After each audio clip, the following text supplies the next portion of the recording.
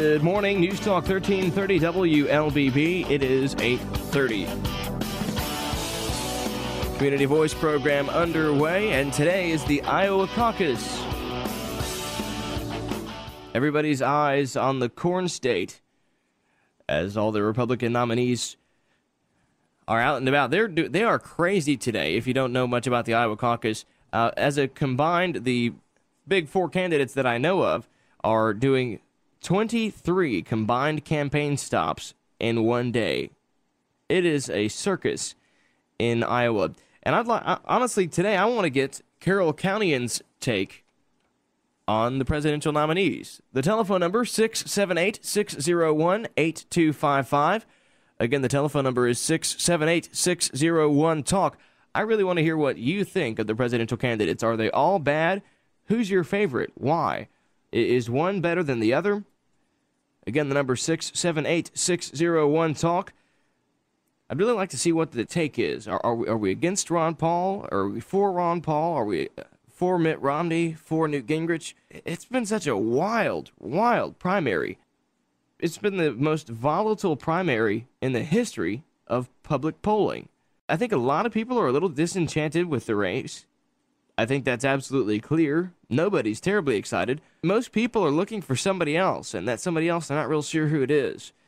It's not a good lineup of Republican candidates.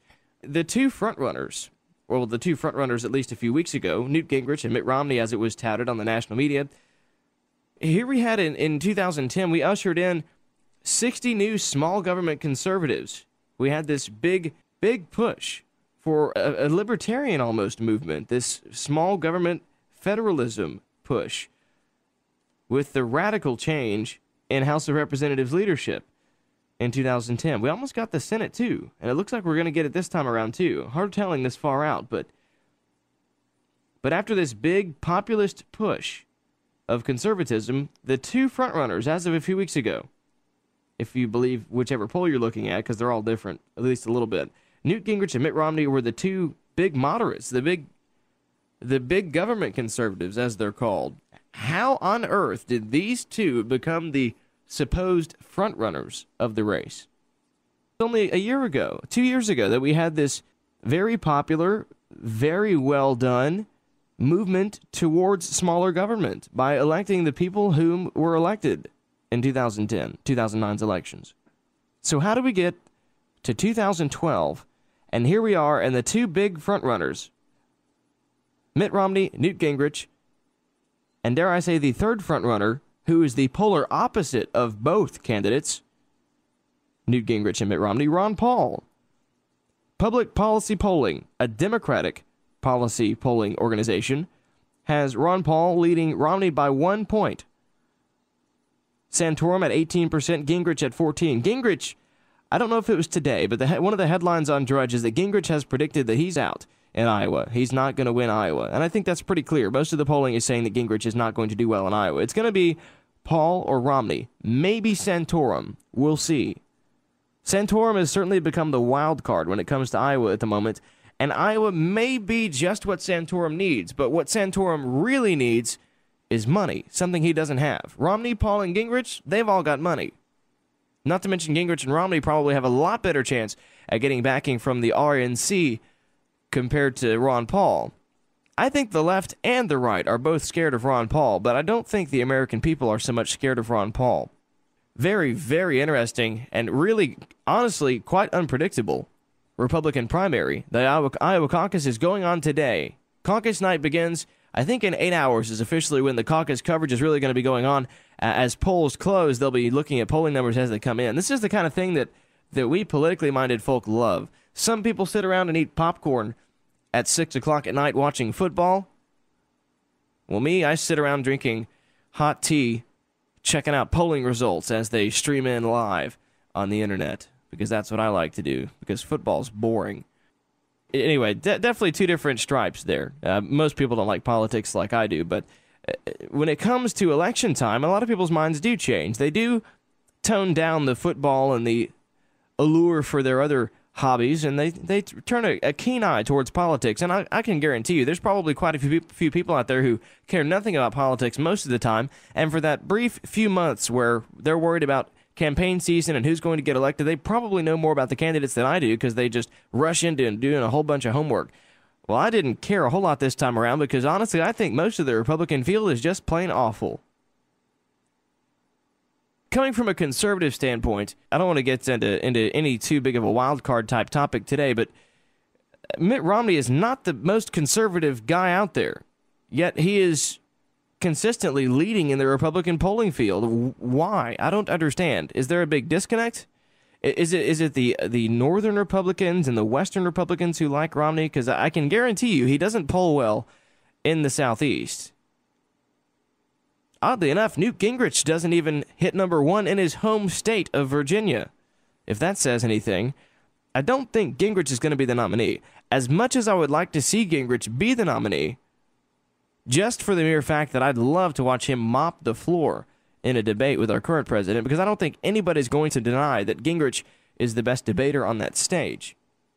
Now, I have this theory, and you may or may not agree with this, but I think the media, the Democratic Party, and to some extent foolish Republicans want Romney to be the nominee for one key reason. One key reason. Romney being the Republican presidential nominee is a gold mine for the Obama election. It is a gold mine. Why? Because he's not very conservative. They can pick him apart on that. Two, Obamacare, a piece of legislation that is still largely unpopular, both according to CNN polls, Rasmussen polls, Gallup polls. Most of the American people do not like Obamacare. Largely, they don't like the individual mandate. They don't like the idea of the government forcing anybody to buy health care. Well, here's the big problem for Mitt Romney and why I think that the Democratic Party wants Mitt Romney as the Republican presidential nominee. Just picture how cherry it would be for President Obama to go debate with a guy where one of the biggest issues running up against the president, the guy he's running against is the one who helped design his biggest problem. Obamacare, at least to some extent, how much, who cares, was designed after Mitt Romney's very own Romneycare, a state-type mandated health insurance program where the state forces you, by penalty of a fine under the law, to purchase health insurance. Now, Massachusetts has some of the most expensive health insurance in the country. It's been a year or so since I looked at this. I did a little report on health insurance across the country. The average health insurance policy in the state of Georgia, I believe, is around $250. It's probably changed since I did it, since it's going up so fast, about 8% per year. Now, when I did my report, health insurance is pretty cheap in Georgia compared to the rest of the country. That has a lot to do with a lot of state laws.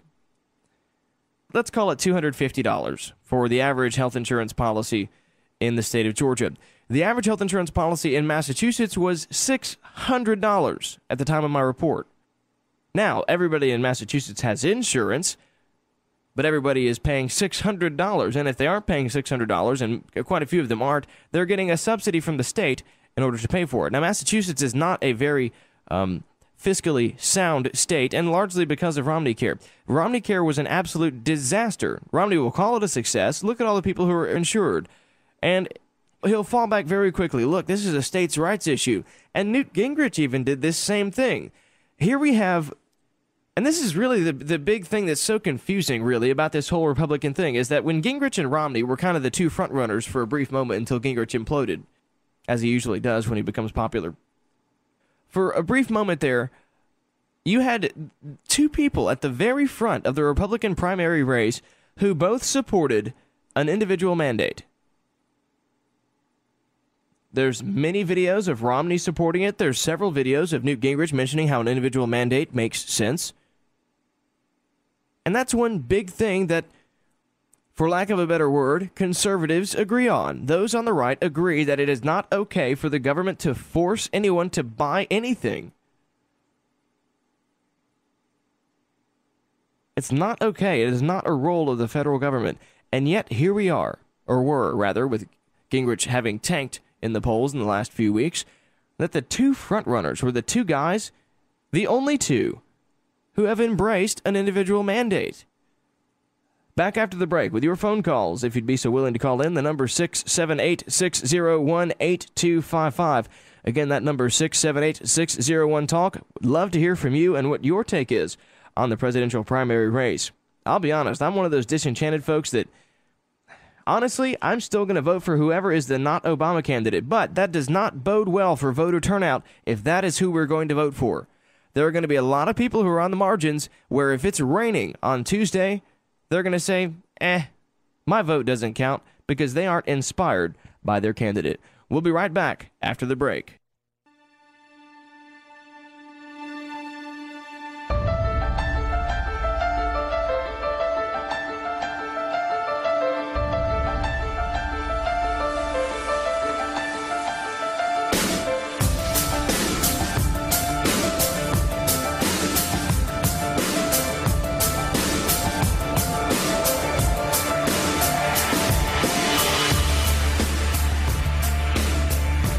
Good morning.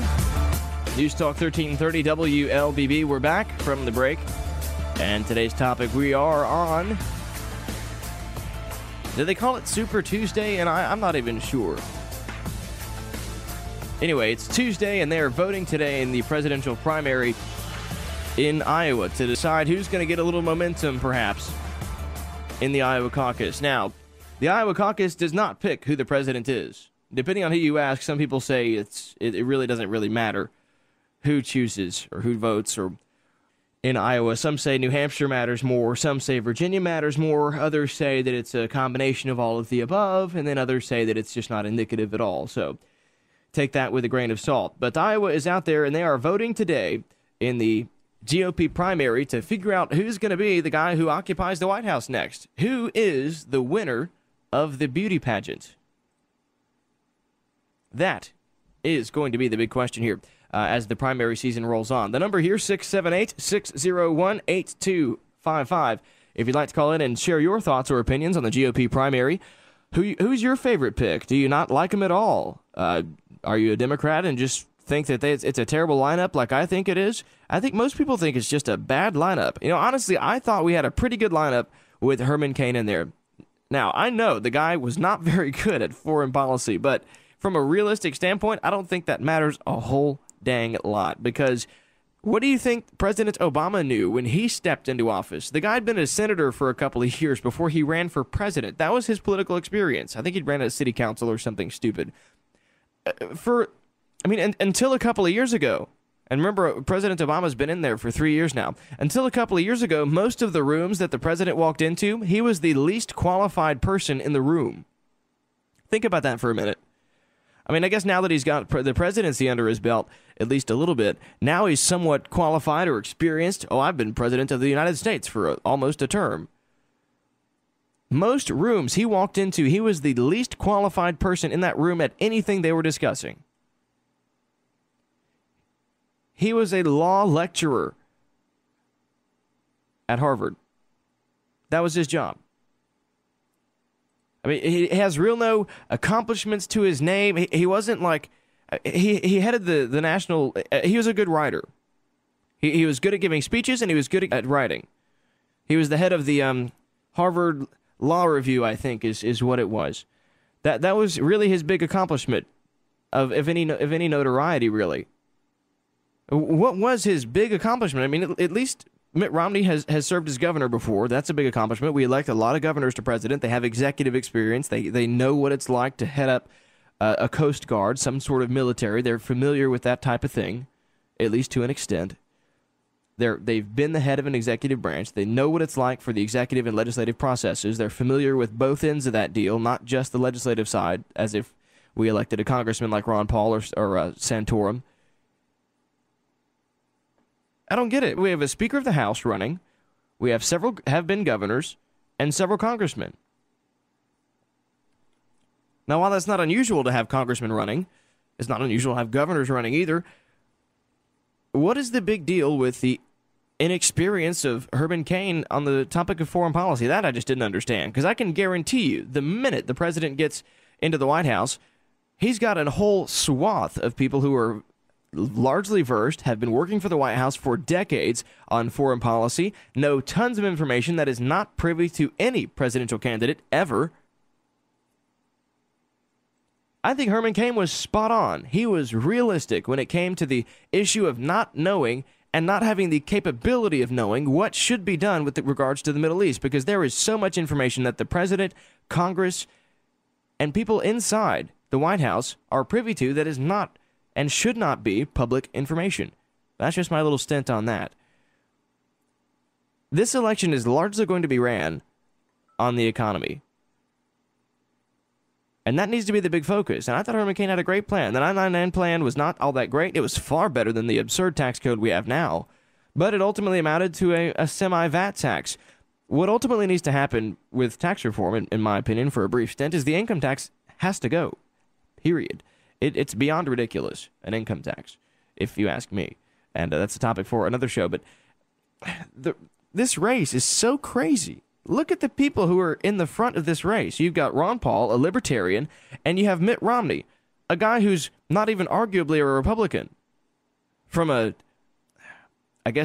Southern American Republican standpoint. I guess maybe there's Northern Republicans might take a bit of an exception. I mean, you know that there are Republicans in California who would wind up running as Democrats anywhere else in the country. I mean, we change all over the country. Political stripes and shades vary wildly. So how is it that we have two big government conservatives? And it's hard to call Newt Gingrich a big government conservative. I mean, he is, but not nearly as much as Mitt Romney. As Speaker of the House, working with Bill Clinton, he managed to make government smaller. Spending fell big time with Republicans controlling the House in the 1990s. Ergo, revenue surpluses. I've said this dozens of times on the radio program before. It's so funny that people are very quick to say, well, Clinton had surpluses. He's a tax and spend liberal. How did he have surpluses? It must have been because he raised tax revenues. Not true. Spending fell. Economic growth in Clinton's term, 4.4% up until 1996, I do believe, after he changed the capital gain structure and increased taxes, I believe in 96 or 97. But the last 3 years he was in office, economic growth fell from 4.4%, which is an astounding level of economic growth, to a still good, but 33% less at 3.3%. It was exactly a third less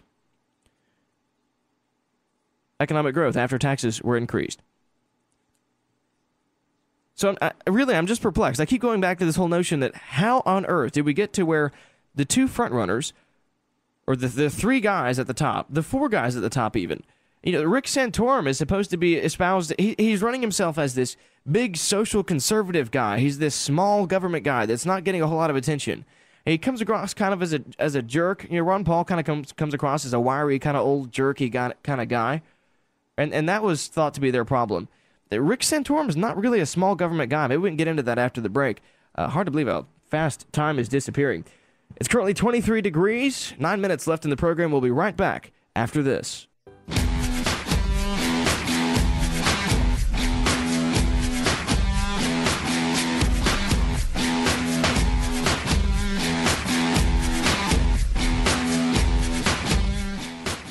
And we're back. About 8 minutes left in the program. Still time for your phone calls if you'd like to call in and make one of those.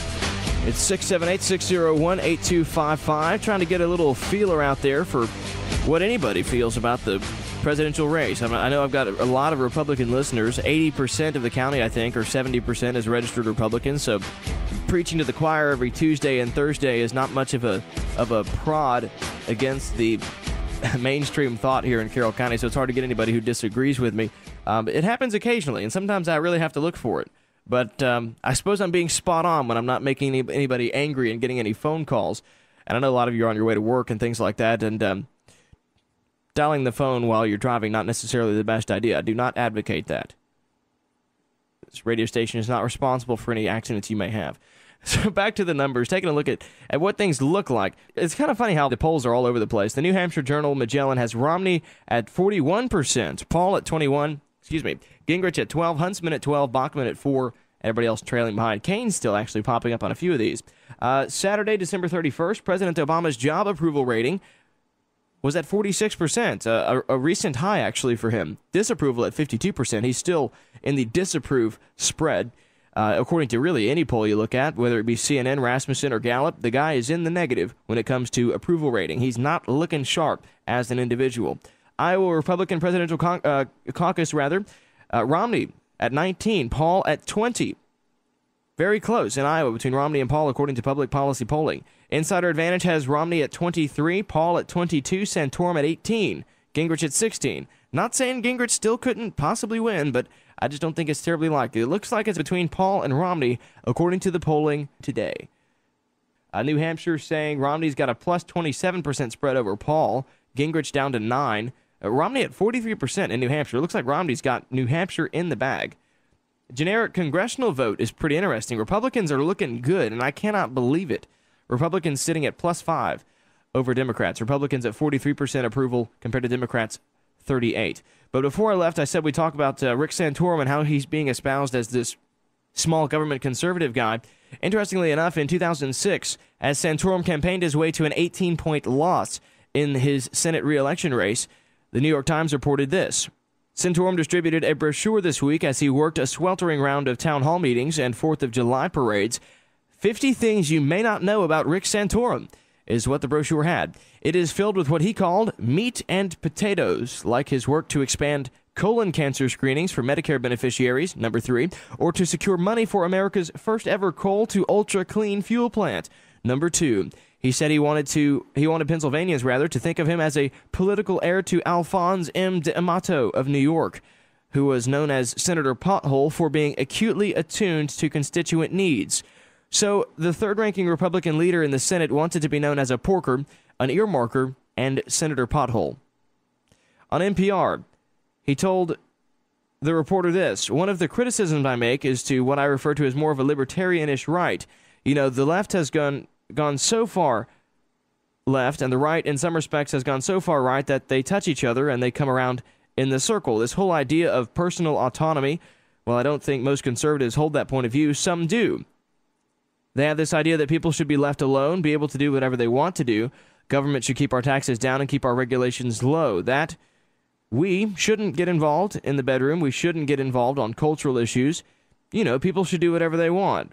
Well, that is not how traditional conservatives view the world, and I think most conservatives understand that individuals can't go it alone, and that there is no such society that I am aware of where we've had radical individualism and that it succeeds as a culture. That is Rick Santorum in a nutshell.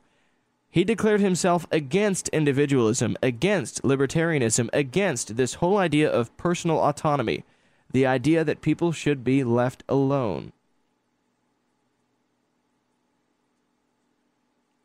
In his book, he comments, seemingly with a shrug, some people will reject what I have to say as a kind of big government conservatism. So again, things are starting to point that Rick Santorum's kind of a big government conservative guy too, and I've kind of known that all along, and if you haven't, newsflash, good chance he's a big government conservative. Maybe not so much as Mitt Romney, but the Iowa Caucus is today, and it's going to be a very, very, very interesting turnout. I think a lot of people are very excited about it for varying reasons. I'm excited to see what nonsense comes out of it, to be perfectly honest. But here we have, let's call it the four front runners. We'll say Gingrich is up there, Romney's up there, Santorum's up there, and Ron Paul. You've got three big government conservatives, and then the polar opposite of all of the above, Ron Paul. Now, to some people, Ron Paul is scary. Why? I'm not too sure. I guess they're worried that he's not going to bomb Iran. What's interesting to me about all that is the United States has a $14 trillion economy and 300 or so million people. The European Union, which is much closer to the Middle East than we are. The European Union, just the European Union, not including all the countries in Europe. All the countries in that part of Europe are not in the EU. Just the EU, for example, has 500 million people. They have 60% more people than we do. And their economy is $18 trillion.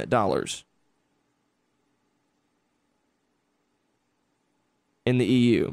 Now, why is it that we are the go-to people when it comes to handling the Middle East? We're farther away than any other advanced industrialized country. comparatively speaking, we have less money when you compare it to Europe. Why is it that we're the go-to folks for that? Now, Canada doesn't have military presence all over the world. Are they isolationist? Now, somehow, because Ron Paul wants to get us out of the wars in the Middle East, which I think most people agree with, it's time to get out of there. All of a sudden, it's isolationist. I think it's a little demagogic to just say it's isolationists to not have hundreds of military bases and a few million people all spread out all over the world defending our country. I think Ron Paul may have a point here. Now, I'm not saying he's not a little extreme when it comes to that, but don't be so quick to just dismiss it as isolationism. Look forward to the Iowa Caucus. I'll be sipping my hot tea because I don't eat popcorn. I don't like it when it gets stuck in my teeth. But we'll be watching the Iowa Caucus. The program available later today on my website as a YouTube video, libertariat.wordpress.com. You can also email me at libertariats@gmail.com. Look forward to hearing your comments on my video and in my email inbox as well. Libertariat@gmail. Have a wonderful Tuesday. Burr, it's cold today. News Talk 13.